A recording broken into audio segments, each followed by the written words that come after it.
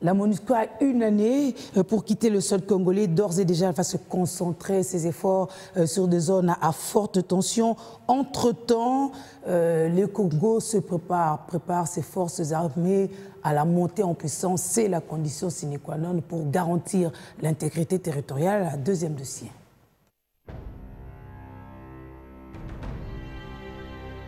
Poussé vers la sortie par le gouvernement congolais, après plus de 20 ans en RDC, la MONUSCO vit probablement ses derniers instants, voire son dernier processus électoral en RDC.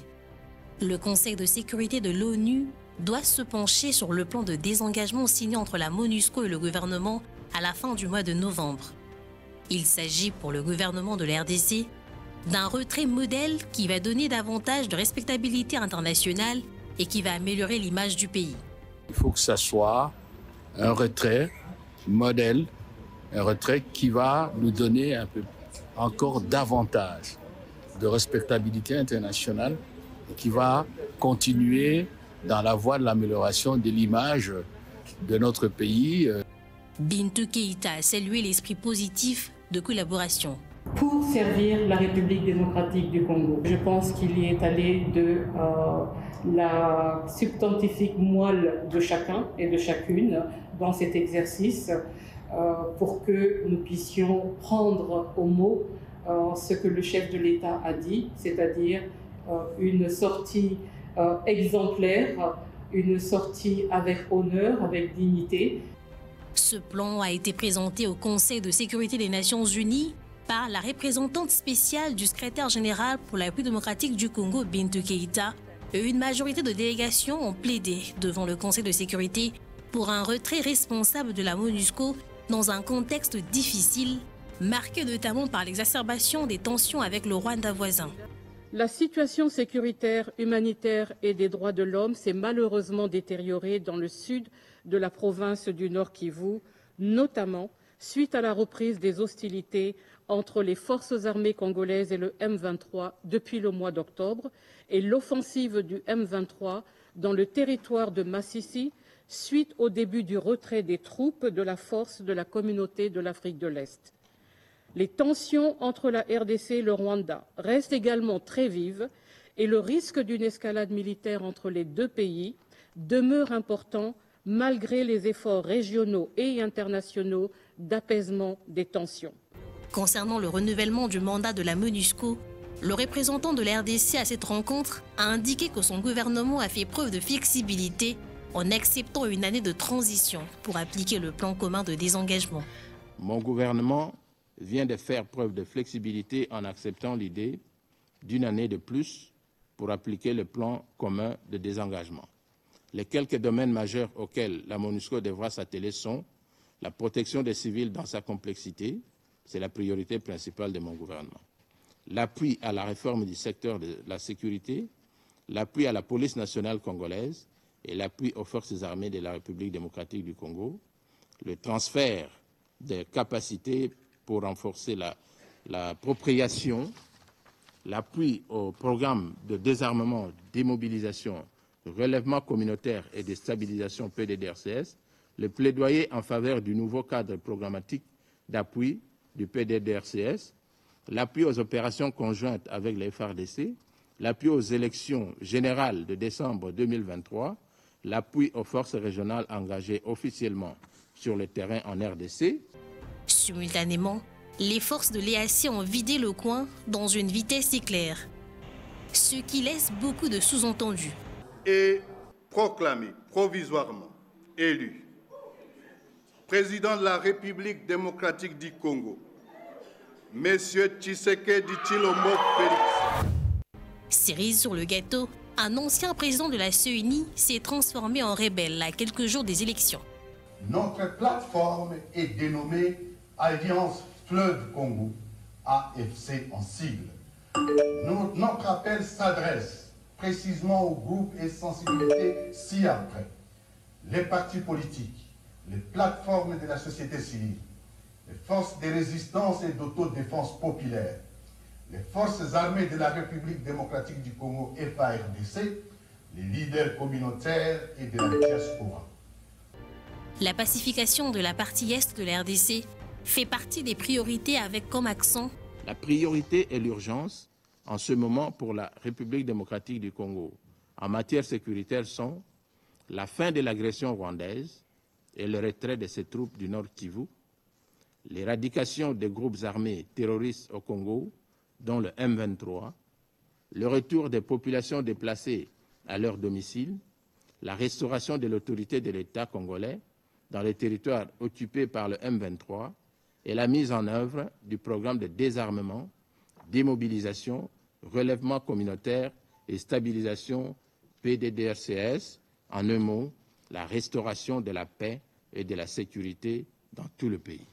La société civile redoute un plan de désengagement signé entre la RDC et l'ONU, auquel ces acteurs n'ont pas été associés. Hormis un communiqué annonçant que les gouvernements de la RDC et la MONUSCO avaient convenu un plan de désengagement de la mission, la société civile a peu d'informations et s'interroge sur le contenu de ces plans.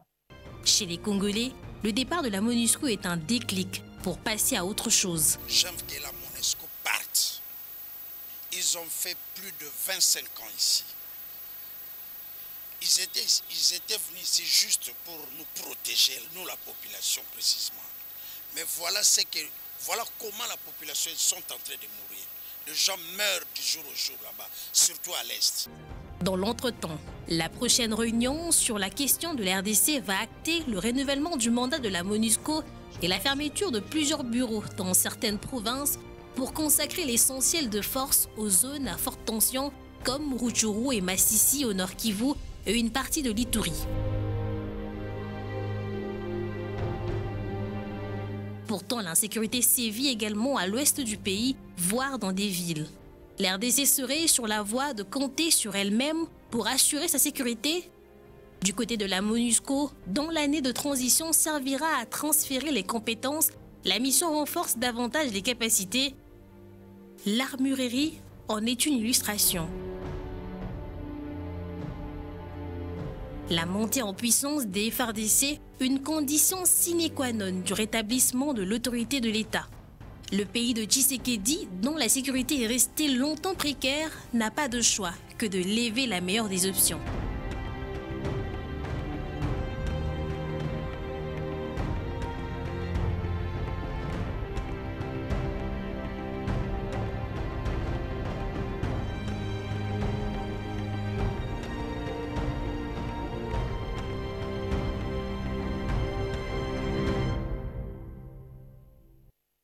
Il y a plutôt accalmie, monsieur le porte-parole du candidat numéro 20, accalmie, mais pendant ce temps, où est-ce que le Congo en est par rapport aux préparatifs de ses forces loyalistes?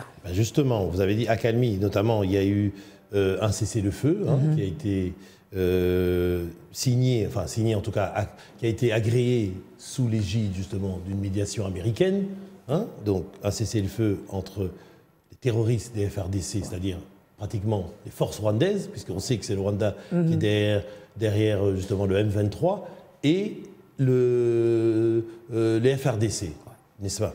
Donc de ce point de vue-là, il y a eu cette accalmie, et normalement, ce cessez-le-feu doit durer jusqu'au 28 décembre.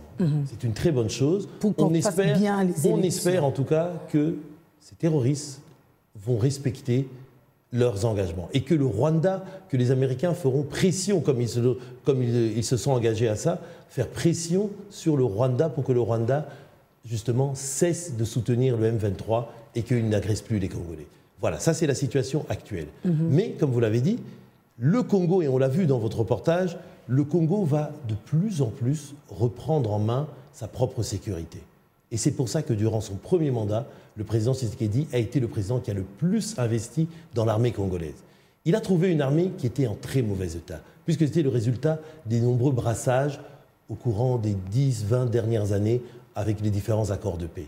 Et donc, il a remis de l'ordre dans cette armée. C'est justement le point de discorde avec les actuels rebelles. Non, il a remis de l'ordre dans cette armée, nommé de nouveaux officiers, formé des soldats, équipé les soldats, augmenter, si on peut dire, le social des soldats, en réhabilitant des hôpitaux pour les familles des soldats, l'hôpital du camp Tchatchi, l'hôpital du camp Kokolo, d'autres centres de santé dans le reste du pays, la gratuité des soins pour justement les familles des militaires, l'accès à des denrées alimentaires à moindre coût pour les familles des militaires grâce à la fourniture qui vient de la réserve nationale. Donc tout ça, ça permet de redonner de la dignité à nos soldats pour que le vaillant soldat congolais qui est à l'Est, qui défend sa patrie, se dise « moi je risque ma vie, je donne ma vie pour mon pays, mais au pays, donc à la maison, ma femme et mes enfants, ça va mieux. » Voilà ce qu'a fait le président Tshisekedi.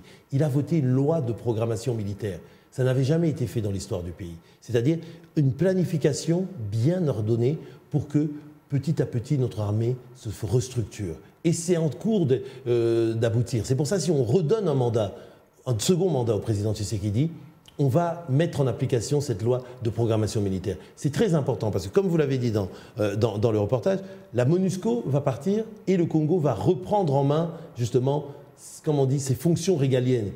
C'est à l'armée congolaise, c'est aux forces de sécurité congolaises de sécuriser notre pays. Mais ça ne se fait pas en un claquement de doigts. C'est quelque chose qui doit se faire petit à petit puisque le mal est profond, le mal était profond. Et donc, pour justement vaincre ce mal, il faut un travail de longue haleine et seul le président Tshisekedi, qui l'a débuté, sera à même de l'achever. La société civile redoute ce plan, peut-être forte aussi de l'expérience avec l'EAC et les autres, qu'en une année, la MONUSCO parte. Pourquoi elle n'a pas été associée? Pourquoi elle réclame le contenu réel de ce plan? D'abord, il faut voir quelle est cette société civile. Vous savez, la société civile, elle est nombreuse et diverse, et tant mieux. C'est ce qu'on appelle la vigueur, la vivacité de notre démocratie. Donc ceux qui se plaignent, est-ce qu'ils représentent réellement toute la société civile? C'est une question que je pose. Je ne leur jette pas l'opprobre, mais c'est une question. Mais disons, acceptons leurs critiques. Mais on a un an, justement, puisque, comme a dit le représentant du Congo à l'ONU, il a dit l'État congolais a été flexible. Il a accepté, parce que normalement, si vous entendez l'opinion publique congolaise, et c'est pour ça d'ailleurs qu'on a avancé, justement, accéléré ce retrait de la MONUSCO, l'opinion publique congolaise voulait un départ immédiat de la MONUSCO.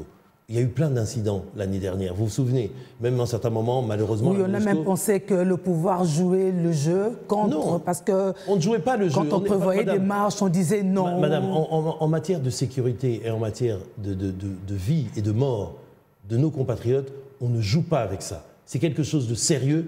Et au pouvoir, vous avez quelqu'un comme Félix Tshisekedi qui est un président responsable et sérieux. Donc, de ce point de vue-là, il fallait se faire les choses en ordre, en bonne et en due forme. Alors, comme je dis, la MONUSCO va se retirer. Le principe est acquis. On va avoir une année, en quelque sorte, de transition parce qu'il y a des chantiers, comme on a dit. Là où la MONUSCO part, il faut que l'État congolais, les forces armées de sécurité congolaises soient à même de reprendre en main ce qui se passe et de garantir la sécurité de notre population.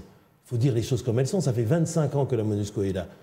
On leur dit merci, vous avez fait un certain nombre de travail, vous avez aidé la population, mais globalement, le bilan n'est pas positif, puisque malgré leur présence, on a continué à tuer des Congolais, on a continué à massacrer des Congolais, on a continué à avoir des attaques de la part de terroristes comme le M23. Donc ça veut dire que ça n'a pas marché. Les 1 milliard que l'on dépense pour la MONUSCO, on peut les investir dans autre chose, dans le réel développement de la RDC. Parce que pour un bon nombre de nos jeunes qui rentrent dans les groupes armés, vous savez, ils le font un certain nombre parce qu'ils n'ont pas d'avenir, ils n'ont pas d'emploi, ils n'ont pas de dignité, alors ils se laissent embobiner par les groupes armés, ceux qui ont des mines clandestines et tout ça. Voilà pourquoi le président Tshisekedi, il a un cap. Il dit aux Congolais, on va restructurer notre armée et on va avoir une armée forte. Et aujourd'hui, déjà, je peux vous dire que notre armée est forte et elle peut défendre le pays. Ça ne veut pas dire que demain, on doit faire la guerre. C'est pour ça qu'on fait encore jouer la carte de la diplomatie, parce que la guerre, c'est toujours la dernière option. On ne veut pas la guerre, mais si il faut, on fera la guerre, parce qu'aucun centimètre de la terre congolaise ne sera laissé aux étrangers, et notamment aux visées expansionnistes du Rwanda. Vous ne redoutez pas le rapprochement de l'ancien président de la CENI et de M23? Mais qu'est-ce qu'il représente, M. Nanga, franchement? Pour rester sérieux et rester poli, puisque je suis sur votre plateau de télévision, M. Nanga ne représente personne. M. Nanga vient de simplement prouver qu'il était quelqu'un qui a des mauvaises intentions, et plus que des mauvaises intentions, quelqu'un qui veut nuire à son pays. Quelqu'un qui ose s'allier avec des terroristes du M23, des gens qui, matin, midi, soir, tuent des Congolais, violent des Congolaises, tuent des enfants, des vieillards. Je veux dire, comment vous pouvez dire que vous aimez votre pays et vous faites une chose pareille? Ce n'est pas sérieux. Et je vais même plus loin. Le fait que ce soit passé dans un pays étranger, un pays frère, le Kenya, c'est un scandale. Voilà pourquoi on a rappelé l'ambassadeur du Congo au Kenya et on a convoqué l'ambassadeur du Kenya en RDC pour dire ce que l'on pense et pour dire que c'est inacceptable. Dans les règles de diplomatie, les règles de confraternité africaine, ça ne se passe pas comme ça. C'est scandaleux ce qui s'est passé et on y répondra de façon la plus ferme possible. On va prendre le dernier dossier